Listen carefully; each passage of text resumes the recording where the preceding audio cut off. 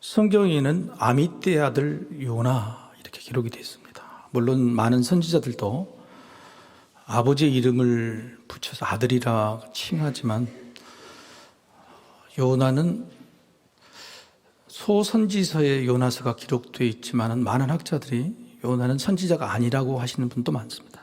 왜냐? 요나가 선지자로서 역할을 감당했던 시간은 단 하루밖에 없었기 때문에 그렇습니다. 단 하루만 선지자의 일을 감당했다.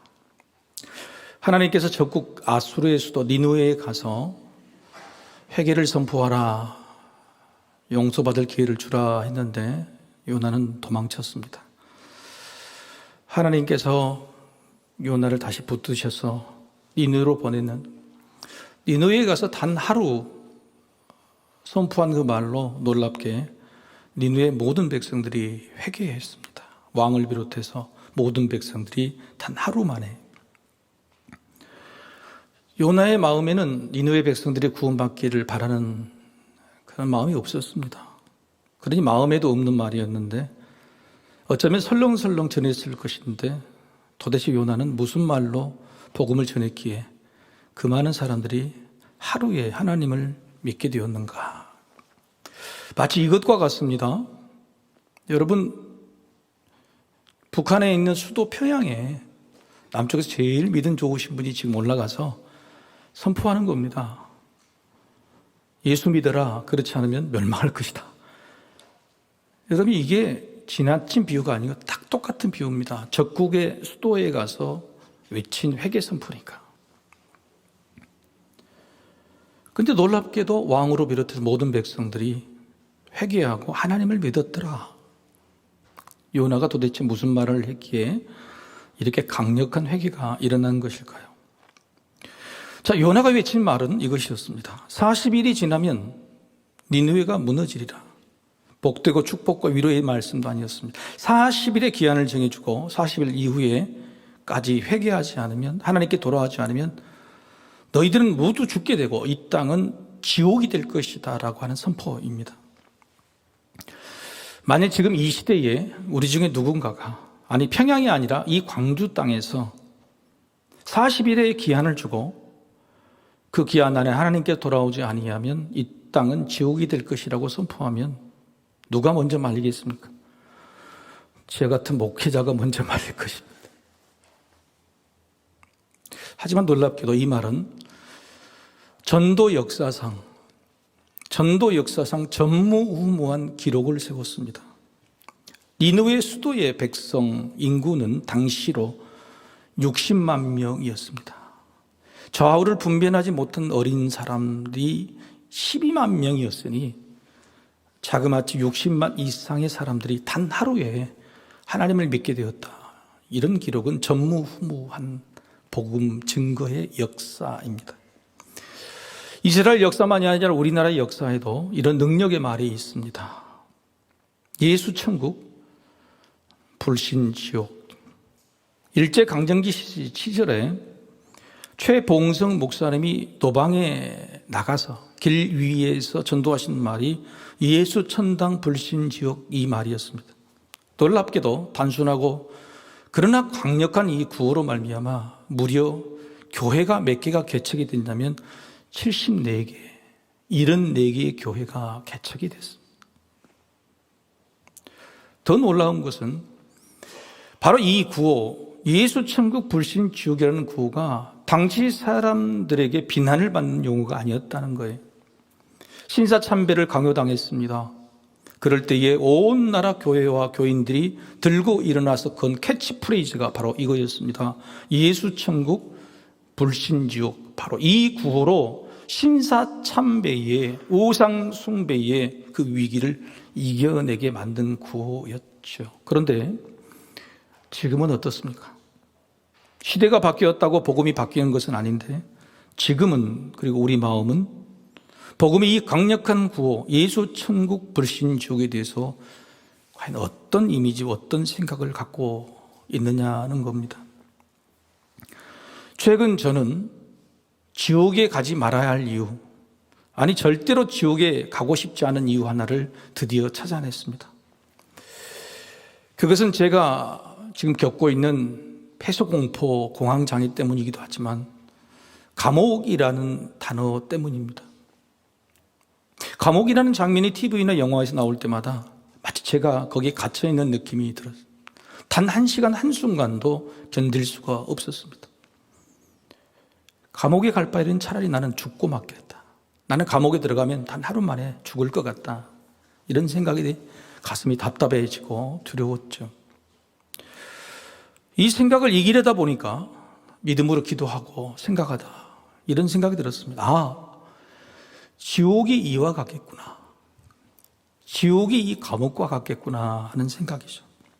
그래서 지옥에는 절대 가지 말아야겠다는 다짐을 하게 됐죠. 사랑하는 성도 여러분, 지옥에는 절대 가지 맙시다.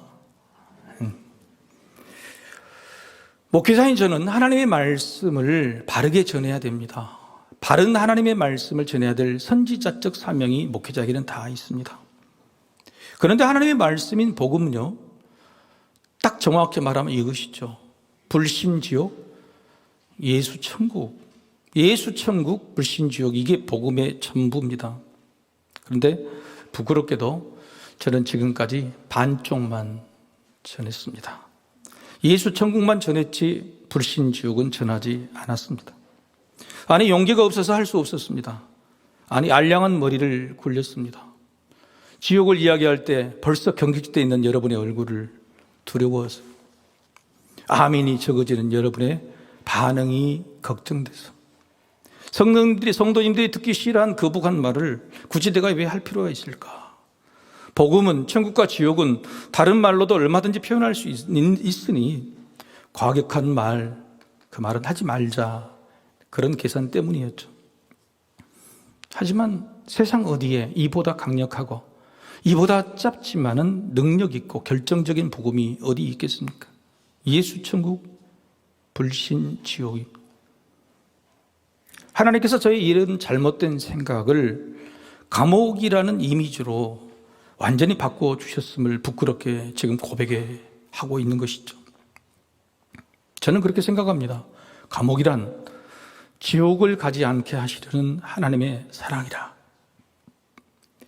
기어이 지옥에 보내시려는 하나님이 아닙니다. 하지만 지옥이라는 말씀을 피하지도 여러 번 분명하게 선포하신 이유는 천국에 오라는 뜻이죠. 지옥을 경험할 수 없으니 지옥 같은 감옥을 경험하게 하셔서 결과적으로 지옥에 오지 않게, 지옥에 가기 싫어하게 만드시려고 하는 하나님의 사랑인 거죠. 여러분, 하나님 나라가 저 위에 있습니다. 보이지 않습니다. 그래서 하나님은 그 하나님의 나라를 그 아들 예수 그리스도를 통해서 이 땅에 가져오셨어요. 보여주셨습니다. 하나님의 나라가 천국이 이렇게 좋은 곳이라고, 교회가 그런 곳이라고, 예수를 믿으면 그렇게 되는 것이라고 천국에 가고 싶은 마음을 주셨죠. 반대로 저 하늘에 있는 지옥도 하나님이 가져올 수 없으니 이 땅에 감옥을 만드신 겁니다. 감옥 같은 인생이 되게 하신 거예요. 그래서 그 감옥을 보고 지옥에 오지 말라고 말씀하고 계신 거예요. 이런 하나님의 사랑을 요나서에서 잘 발견할 수가 있습니다. 요나는 물고기 뱃속이라는 감옥에 갇혀 있었던 인물로 우리는 잘 압니다. 그런데 물고기 뱃속에 요나가 갇히게 된 것은요, 벌을 받아서가 아닙니다. 우리는 착각하지요. 벌이 아니라 요나가 스스로 자청해서 물고기 뱃속으로 들어가게 된 것이죠. 하나님이 저 적국 니느웨에 복음을 선포하라, 싫습니다. 다시스로 도망갑니다. 도망가는 배를 탔는데 배에 풍랑이 만나서 죽게 됩니다. 풍풍이 불 계절이 아닌데 선원들이 동요할 때 요나는 스스로 합니다. 이 일이 바로 하나님 나를 벌하시는 일이다. 그러면 그 자리에서 회개하고 무릎을 꿇고 내가 돌아가겠습니다 말해야죠. 그런데 요나가 어떻게 합니까? 나를 저 바다에 빠뜨리면 풍랑이 머물 것이다, 멈출 것이다, 죽기를 택한 것입니다. 그게 하나님의 뜻이라는 거예요. 여러분, 하나님이 원하시는 것이 이것입니까? 하나님의 뜻은 요나를 살려서 니느웨로 보내시는 것입니다. 바다에 빠져 죽는 것이 하나님의 뜻이라고 생각한 요나, 얼마나 고집스럽고 어리석은지 말입니다. 요나의 생각은 자기 주관, 자기 고집이라는 감옥에 갇혀 있습니다. 자기 것에. 보통 감옥에 갇히고 나면 나가고 싶은, 감옥에서 빨리 나가고 싶은 희망 또 갈망이 생길 법한데 요나는요 독특해. 이 감옥에서 죽어버리겠다고 하는 거예요. 이렇게 끝내버리는 것이 감옥 같은 내 인생을 멈출 수 있는 방법이라고, 심지어 이렇게 벌을 받고 죽는 것이 하나님의 뜻이라고 생각했다고 하는, 과연 요나가 여러분 선지자 맞을까요? 선지자 아닐까요? 우리는 이런 상황에서 어떤 선택을 하게 될까요? 삶이 감옥 같을 수 있습니다. 몸이 갇힌 것만 감옥이 아니죠. 성도들의 수많은 기도 제목을 들을 때에 저분은 이런 감옥에 갇혀 있구나, 마음이 답답해집니다. 문제에 갇혀 있고, 실패에 갇혀 있고, 육신의 질고에 갇혀 있고, 물질의 부족함에 갇혀 있고, 믿음의 의심에 갇혀 있고, 세상 죄와 쾌락에 갇혀 있습니다. 누군가를 미워하는 미움에 갇혀 있고, 부모를 원망하는 신세 한탄에 갇혀 있고, 매일 잠도 편히 잘 수 없는 육아에 갇혀 있고, 쉴 수 없이 일해야 하는 가족 부양에 갇혀 있습니다. 세상은 온통 갇히기 쉬운 감옥입니다. 그런 감옥에서 우리는 어떤 선택을 하게 되는 것일까? 아니, 이런 감옥, 이 땅에 감옥을 보내시고 만드신 하나님의 생각, 그 생각은 과연 무슨 생각일까? 그렇게 죽음을 선택한 요나를 하나님께서 큰 물고기를 보내셔서 삼키고, 그래서 물고기 뱃속에서 3일 동안 살아있게 하셨습니다. 따라서 여러분, 물고기 뱃속이 하나님이 주신 벌, 지옥입니까? 감옥입니까? 아니죠. 오히려 죽겠다고 하는, 이 지옥 같은 삶을 끝내겠다고 하는, 그래서 스스로 감옥에 갇혀버리는 그런 요나의 입장에서는 그렇지만 하나님의 입장에서 물고기 뱃속은 구원의 방주인 거예요. 구원의 방주예요. 우리는 벌을 받아서 물고기 뱃속에 갇혀 있다고 그러지만 그게 아닙니다. 지가 죽겠다고 하는 것을 하나님이 억지로 살리셔서 살려주신 구원의 방주, 그게 물고기 뱃속인 것이죠. 그런데도 요나는요, 자기 고집을 버리지 않습니다. 조금 회개한 것 같고 돌이킨 것 같지만 그렇지 않습니다. 요나가 물고기 뱃속에서 한 기도 2장 2절을 보겠습니다.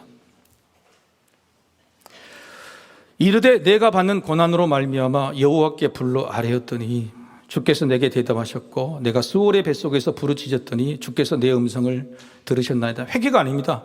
이건 내가 받는 고난이라는 거예요.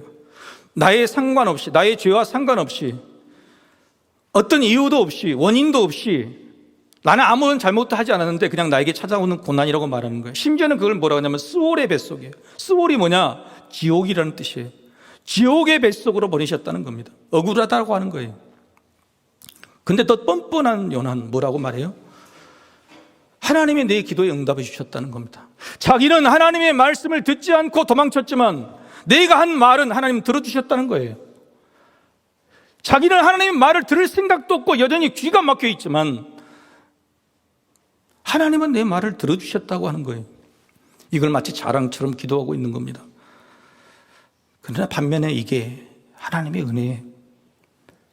우리는 하나님의 말씀을 듣지 않죠. 하나님의 말씀에 순종하기도 더 어렵습니다.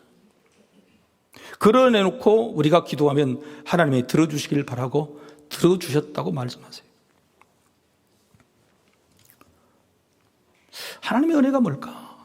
하나님의 사랑이 뭘까? 우리는 은혜를 경험하지 못하고 사랑을 경험한 적이 없다고 해도 단순히 이거 하나만, 우리는 하나님의 말을 듣지 않지만 하나님은 우리 말을 들으신다. 자녀는 부모의 말을 듣지 않지만 부모는 자녀의 말을 들어준다. 그게 은혜고 그게 사랑이죠. 하나님께서는 처음부터 이런 곳으로 보내시려는 게 아니었습니다. 하나님은 살리셔서 니느웨로 보내시려고 했는데 지 고집으로 바닷속에 물고기 뱃속으로 들어가게 된 거예요. 따라서 우리는 이렇게 오해할 수 있어요. 하나님이 요나 이놈의 새끼 지옥에 가서 고통 한번 겪어봐라. 응? 감옥에 들어가서 한번 연금을 한번 봐야지. 죽었다가 살아나야 그래야지 내 말을 듣겠지. 그렇게 보내신 게 아니라는 거예요. 우리는 그렇게 착각하고 있는 겁니다. 하나님이 내게 연난과 고통과 이 힘든 어려운 감옥 같은 인생을 주신 이유가 그거라고 생각하는 거예요. 그게 아니에요. 우리가 잘못해서 그런 거예요. 우리가 잘못 선택해서 그런 겁니다. 우리가 실수하고 우리가 죄를 지어서 그런 거예요.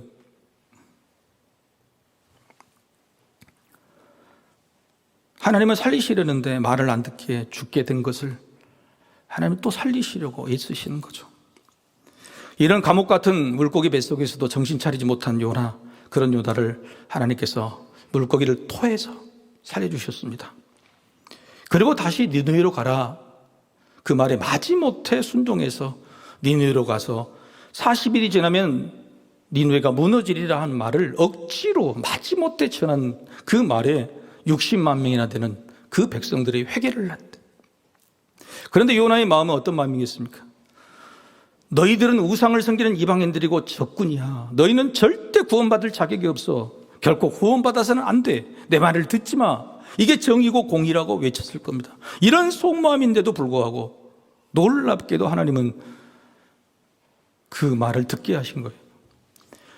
지금 말을 안 듣는 사람은 요나 하나밖에 없어요. 60만 명이 되는 사람도 단 한마디의 말에 청종하고 말을 듣는데 귓가 막힌 사람은 요나 하나밖에 없는 거예요. 그렇게 듣지 않는, 말 듣지 않는 요나에게 하나님 어떻게 하셨습니까? 놀라운 능력을 발휘하게 하신 거예요. 요나가 개떡같이 말해도 니느웨 백성이 찰떡같이 알아듣는 겁니까? 아니, 하나님께서는 요나의 말에 권세 있게 그리고 능력 있게 만드신 겁니다. 선지자 같지 않은 선지자를 능력 있는 선지자로 다시 세우신 것입니다. 단 하루 만에, 그것도 단 한마디의 말로 요나의 명예를 회복시키신 것이고 요나 인생의 가장 위대한 큰 업적을 이루게 만드신 거죠. 만약 하나님께서 여러분 니느웨를 구원하는 것이 목적이었다면 하나님이 왜 요나를 쓰셔야 됩니까? 니느웨를 구원하는 목적이었다면 말 안 듣고 도망친 요나 내버려 두시면 됩니다. 바다에 빠져 죽으려는 거 그냥 죽게 내버리시면 됩니다. 물고기 속에 갇혀 있어서 회개를 제대로 안 하신 그대로 내버려 주시면 됩니다. 그런데 왜 요나를 굳이 쫓아가서 구원하시고 기어이 니느웨로 보내셨습니까? 니느웨 구원이 목적이라면 요나보다도 더 위대하고 능력 있는 선지자 보내면 됩니다. 할 수 있습니다. 하나님의 목표는 뭐냐면요, 요나서는요 니느웨 백성들이 목표가 아니에요. 요나를 살리는 거였어요. 요나를 다시 선지자로 세우는 것이었어요. 바로 그것을 깨닫고 요나가 회개하고 다시 와서 자기의 고백을 스스로 요나서를 기록하면서 내가 이런 사람이었다고 고백하고 있는 것이죠. 하나님은 지금 요나부터 구원하려고 하신 것이죠. 요나, 그런 힘들고 어려울 때, 문제 앞에 막힐 때, 그럴 때마다 죽겠다고 했던 사람입니다. 그래서 하나님이 전부 다 준비하시고 전부 다 해놓으셨고 이렇게 말씀하신 거예요. 요나야, 너 참 대단하다. 너의 말 한마디로 사람이 살렸네. 이 큰 니느웨 백성 60만 명이 너의 말 하나로 이제 구원받게 됐어. 대단한 요나, 엄청난 요나. 너도 이제 네 자신을 그렇게 생각했으면 좋겠어. 넌 할 수 있어. 한마디 말로 위대한 역사를 이룬 것처럼 너는 다시 회복할 수 있다고. 그리고 마지막에 이 말을 덧붙이겠죠. 그러니 이제는 죽겠다는 말 좀 하지 마라. 그러니 이제는 죽겠다는 말 좀 하지 마라. 옛사람한테 인사합시다. 죽겠다는 말 좀 그만합시다.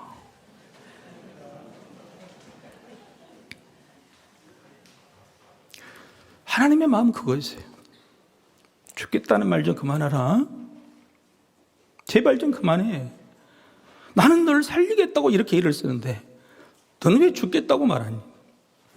하지만 요나는 하나님의 마음을 몰랐습니다. 얼마나 고집이 센지. 이렇게 위대한 일을 해놓고서도요, 오늘 본문에 요나는 자기 뜻과 다르다고 오히려 불같이 화를 냈어요. 1절에 성내다는 단어는요, 히브리 말로요, 이런 뜻이에요. 갈기갈기 찢다는 거예요. 자기의 가슴을 쳐서 갈기갈기 찢을 정도로 화가 차고 넘쳤다 그런 겁니다. 여기저기 두드러 부수고 사람들을 괴롭히고 소리를 고래고래 지르고 가슴을 찢듯이 화를 냈다는 거예요. 이게 요나예요. 자기 생각대로 안 됐다고. 또 오늘 본문을 보시면요, 그런 위대한 일을 경험해 놓고도요 3번이나 죽겠다고 말합니다. 3번이나 오늘 본문에 3절, 8절, 9절.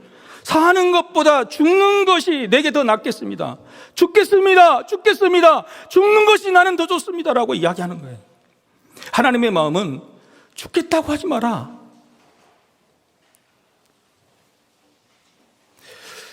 여러분, 습관이 되면 고집이 됩니다. 사실 고집은 습관의 요체예요. 우리가 작은 일에 죽겠다 말했던 것들이요, 점점 고쳐지지 않으면 정말 죽을 일이 생기는 것이고, 죽겠다는 말은 고집이 되는 겁니다. 삶을 바꾸고 하나님이 살리려는 그것에 정면으로 대항하고 도망치고 하는 고집이 되는 거예요. 하나님이 우리를 죽이시려는 분입니까? 살시는 분이죠. 하나님이 우리를 지옥에 보내시는 분입니까? 아니죠. 천국에 보내시려고 자기 아들을 죽이신 분 아닙니까?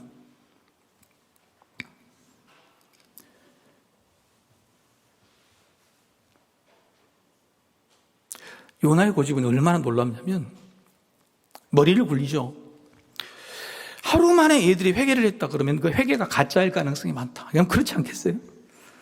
하루 만에 적국에 있는 선지자가 와서 회개하라 그랬더니 회개했다. 이건 가짜다. 그래서 하나님이 정하신 기한은 40일이니까 40일이 되기 전에 수많은 사람들이 다시 제자리로 돌아갈 것이다. 하나님과 내기를 건 거와 마찬가지. 하나님 분명히 이들이 구원받았다고 선포했는데 요나는 아니라고. 하나님, 저들의 회개는 가짜입니다. 그리고 니누의 성 밖으로 나가서 초막 하나를 짓고 니누의 성을 쳐다보고 있는 겁니다. 저들이 얼마나 회개해서 다시 떨어져 돌아가는지, 그래서 하나님의 화가 얼마나 내시는지, 내가 맞고 하나님이 틀리다는 것을 마치 멀리서 증명하여 바라보듯이 초막을 짓고 40일을 기다릴 요량으로 버티는 거예요. 제가 그랬어요. 제가. 여러분, 이렇게 고집센 요나를 하나님 어떻게 대해 주셨을까? 이 모습을 보신 하나님께서 한 번이라도 화를 내실 법한데 화를 내지 않았어요. 불같이 화를 내는 요나에게 뭐라고 말씀하시냐면 이렇게 합니다. 성내는 것이 옳으냐? 성내는 것이 옳으냐? 이 말은 너 틀렸어? 정신 차려, 이 나쁜 놈아? 성내지 마? 이 말이 아니에요. 원어적인 뜻은 뭐냐면 화를 내니 기쁘냐? 네가 화를 내니 기쁘냐? 이 말은 무슨 뜻입니까? 자녀가 막 화를 내고 부모 앞에서 성질을 낼 때에 부모가 자녀한테 말하는, 화내지 마. 화내면 네 몸 버려. 네 속만 상해. 네만 아파. 화내지 마라. 이렇게 말씀하시는 거예요. 화를 내는 요나 앞에 하나님은 화를 내시지 않고 부드럽게, 화내면 네 몸 망가져. 또 네 죽겠다는 생각 들어. 그러지 마라. 더 나아가서 얼기설기 초막이 있는, 햇볕을 가리지 못한 초막 위에 박능쿨을 하루 만에 다 무성하게 이렇게 덮어주시. 그런데 이 박능쿨을 본 요나의 반응이 이거예요. 6절 하반절 우리 같이 한번 읽어볼까요? 자, 시작. 요나가 박능쿨로 말미암아 크게 기뻐하였더니. 여러분, 하나님께서 요나에게 이렇게 말씀하셨죠. 네가 화를 내는 것이 기쁘냐? 그래 물어보실 때는 한 번도 대답하지 않던 요나가 박농골을 덮어주시니까 기뻐했다. 그것도 크게 기뻐했다고 하는 거예요. 이게 무슨 뜻입니까? 남을 살려주는 일은 기쁘지 않지만 나를 자기 사는 일에는 기쁘다는 거예요. 남이 살아나는 일에 그렇게 화내는 것이 기쁜 일이냐? 남이 사는 것은 전혀 기쁜 일이 아니지만 내 사는 것, 내 살려주는 일은 너무너무 기뻐하는 거예요. 요나의 고집의 요체는 이기심이었습니다. 자기 생각, 자기 주관. 그 이기적인 성품을요, 하나님 앞에까지 꼬장을 부리는 겁니다. 40일 동안 초막을 지어놓고 하나님이 틀렸다는 것을 내가 증명해 보이겠습니다. 하나님은 선하신 하나님이 아니라는 것을 내가 끝까지 견뎌서 보이겠습니다. 이런 고집이 요나에게 있었던 거죠. 내 뜻대로 해주시면 내가 살고 내 뜻대로 안 해주시면 나 죽어버릴랍니다. 이게 아버지 앞에 선지자라고 하는 자녀가 했던 말이죠. 사실 오늘 본문을 선택하면서 저는 참 고민을 많이 했습니다. 여러분이 너무너무 잘 아시는 본문이기 때문에 이걸 또 본문으로 선택해야 될까. 그런데 이번에는 하나님 하시라고 하더라고요. 그리고는 주제가 달라졌어요. 오늘은 요나보다도 하나님을 조명해라. 사실 그러고 싶었어요. 왜냐하면 우리 모습이, 아니 저의 모습이 요나와 너무 닮았기 때문에 그래요. 우리는 요나서를 살펴볼 때마다 다짐했습니다. 나는 요나가 되지 말아야지. 나는 결코 요나가 되지 말아야지. 그런데 여전히 수없이 요나서를 살펴봐도 아직도 여전히 우리는 요나이기 때문에 그렇습니다. 너무 부끄러웠어요. 그래서 요나 이야기를 말할 수가 없었어요. 그런데 여전히 우리는 요나이지만, 요나처럼 고집스럽고 이기적으로 살지만, 아프고 힘들면 쉽게 죽겠다고 말하는 그런 요나이지만, 아직도 우리가 살아있는 이유가 뭘까?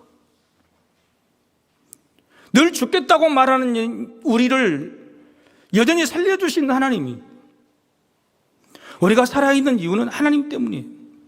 요나를 대하시는 하나님을 통하여 요나와 같은 우리를 대하시는 하나님을 만나고 싶었습니다. 우리 한번 같이 한번 읽어보십시오. 자, 시작. 아직 우리가 살아있는 이유는 하나님 때문이기에 요나를 대하시는 하나님을 통하여 요나와 같은 우리를 대하시는 하나님을 꼭 만나고 싶었습니다. 그렇습니다. 요나가 한 게 아니라 하나님이 하셨죠. 그런데 그 하나님은요, 놀랍게도 고집센 요나의 마음도 중요하다고 여기셨어요. 요나야, 네가 싫어하면 나도 싫다. 네가 정 하고 싶지 않으면 내가 기다리마. 우리를 존중해 주시죠. 요나를 존중해 주시는 거예요. 참고 또 참아 주셨습니다. 우리가 지금 받는 벌이 있다고 하더라도, 우리가 지금 겪는 아픔과 고난이 있다고 하더라도, 감히 우리를 참아주신 그 하나님의 참으심의 크기에 감히 비교할 수나 있겠습니까?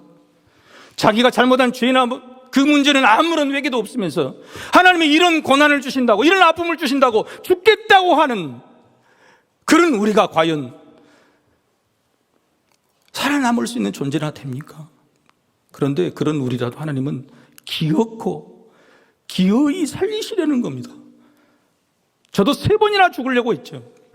기어코 살리셨습니다. 우리의 동의를 구하고 우리가 기쁨과 자원함으로 감당하기를 바라며 기다려주시는 하나님은 인격적인 하나님이세요. 그렇습니다.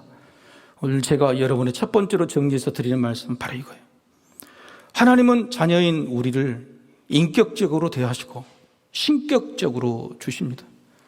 하나님 우리의 연약한 심령, 우유부단한 심령, 고집센 우리들을 인격적으로 기다려주시고, 그러나 우리가 돌이키고 회개하고 우리 가슴을 잡아가고 나갈 때에 하나님은 신격적으로 주십니다.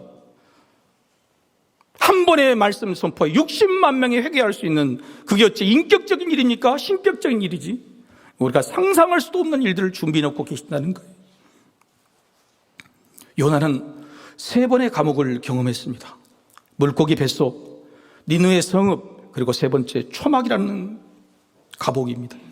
3번 모두 죽음이 곁에 있는 바로 감옥이었습니다. 그러나 그 감옥 같은 곳이 오히려 하나님의 구원이 있었고 하나님이 죽음을 가려주신 그늘이었습니다. 따라서 우리는 감옥을 어떻게 해석하고 어떻게 받아들여야 될까요?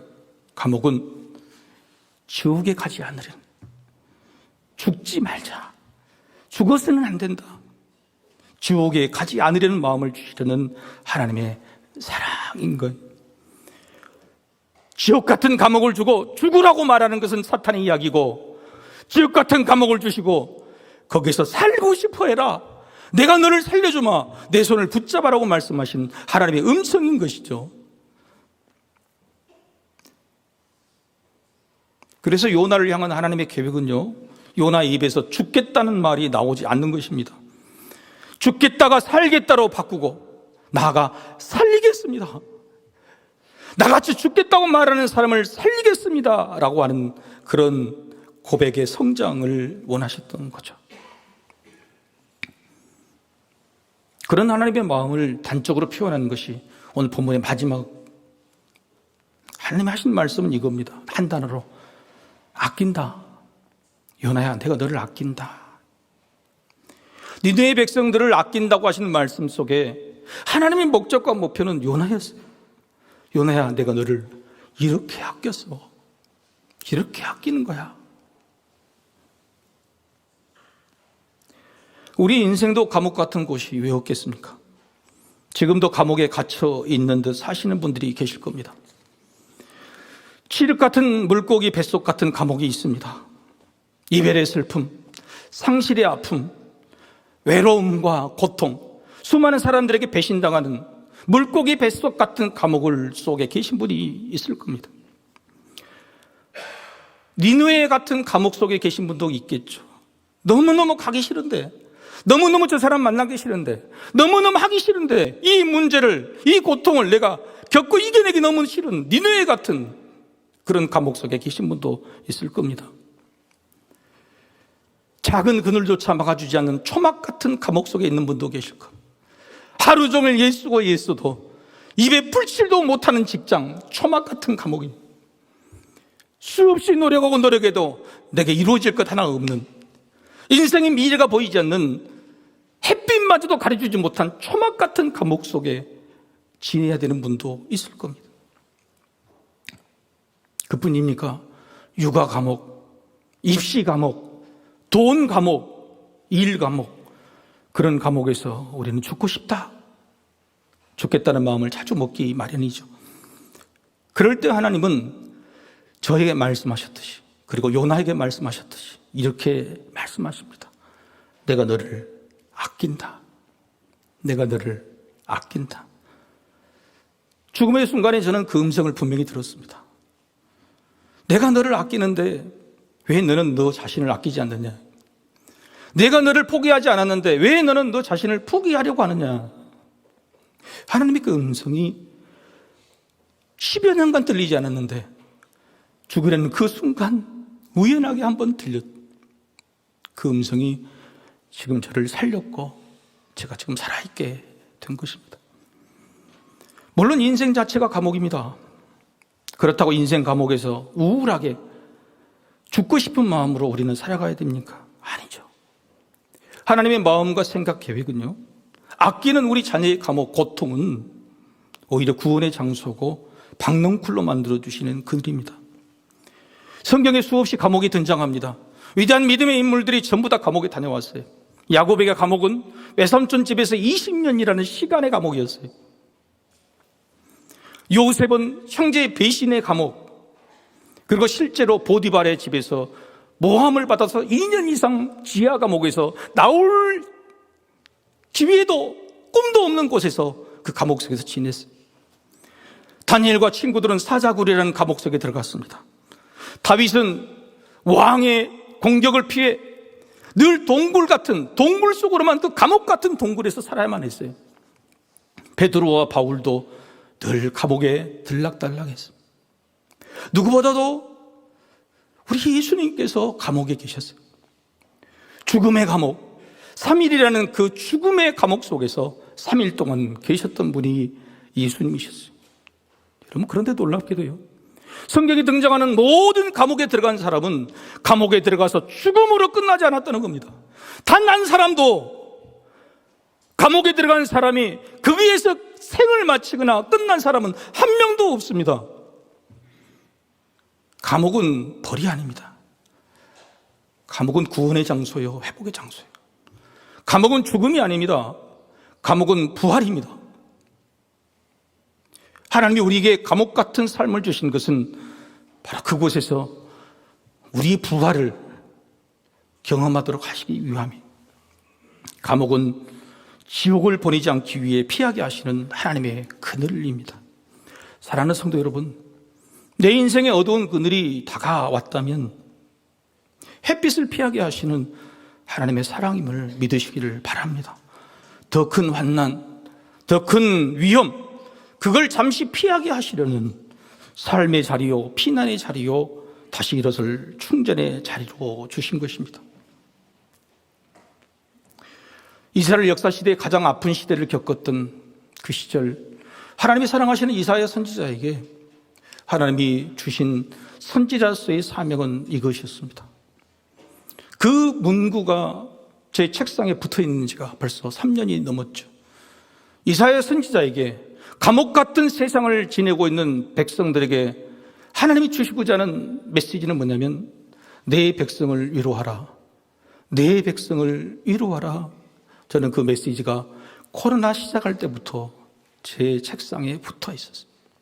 내 백성을 위로하라는 그 메시지, 하나님께 이사야 선지자를 통해서 주신 그 말씀을 마지막으로 읽고 오늘 설교를 마치겠습니다. 이사야 51장 16절 같이 읽겠습니다.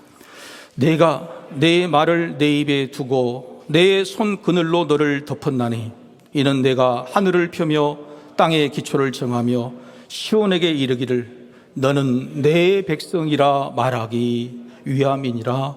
아멘. 우리 다 같이 일어나셔서 우리 하나님을 찬양하겠습니다.